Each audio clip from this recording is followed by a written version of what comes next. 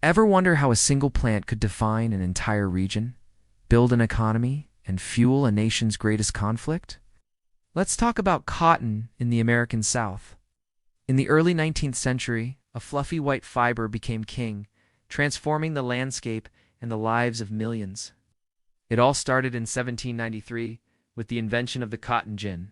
Suddenly, separating cotton fibers from their seeds wasn't a painstaking chore anymore. It was fast, efficient, and incredibly profitable. As textile factories in Britain and the northern U.S. clamored for more raw material, Southern planters saw their golden opportunity. Soon, vast fields of cotton stretched across Georgia, Alabama, Mississippi, and beyond. By the 1850s, this white gold accounted for over half of all American exports.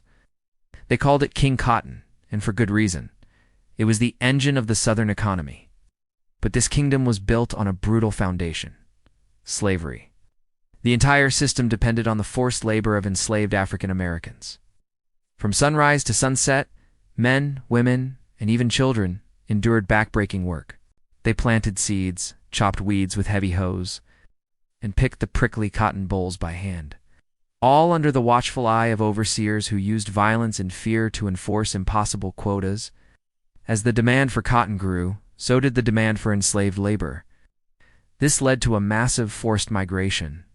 Millions of people were torn from their families in the Upper South and sold down the river to the booming cotton plantations of the Deep South. This domestic slave trade shattered communities and inflicted unimaginable trauma, all to feed the world's hunger for cotton.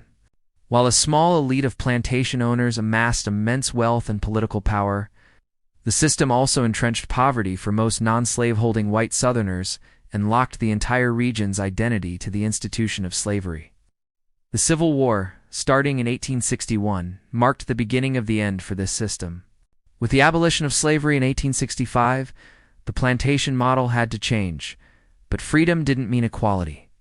Slavery was replaced by sharecropping, a new system that often trapped formerly enslaved people and poor whites in a relentless cycle of debt and poverty, tying them to the same land they had worked for generations. Today, the legacy of King Cotton is still with us.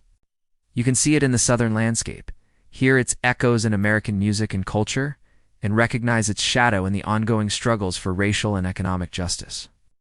It's a powerful reminder of how deeply our history is intertwined with the land and the people who worked it. Thanks for watching.